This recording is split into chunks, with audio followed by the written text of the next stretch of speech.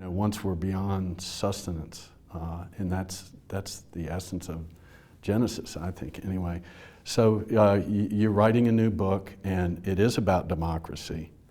So I know that free speech does support democracy, but I also know that the founders didn't like democracy a whole lot.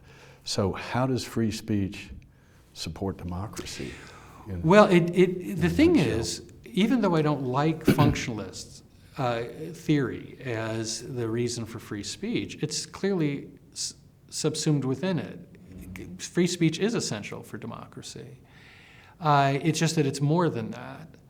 The second book, which will be out for the anniversary of the 250th anniversary of the Declaration of Independence, looks at what democracy is and the future of democracy in the 21st century as we face really astonishing changes from robotics to AI to global governance. And it looks back at, half the book looks backwards, half the book looks forward. Half the book looks at a tale of two cities, Philadelphia and Paris, and why one stabilized in Philadelphia and one became the terrors and a bloodletting in Paris. And what it was that was the miracle of Philadelphia, the true miracle, was that democracy did not become democratic despotism. And I take from that, looking forward, of how we can rely on those same values to get us through this coming period, which I think will be the greatest threat to democracy there is. Now, part of it, of course, is that we're not a democracy, we're a republic.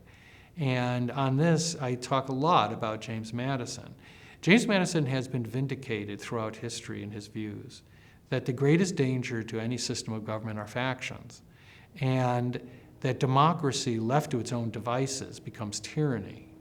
So you can use the republic, you can use representative democracy to blunt those impulses in a very significant way. And if you want to see what it's like without it, look at Paris. And much of my book talks about Thomas Paine.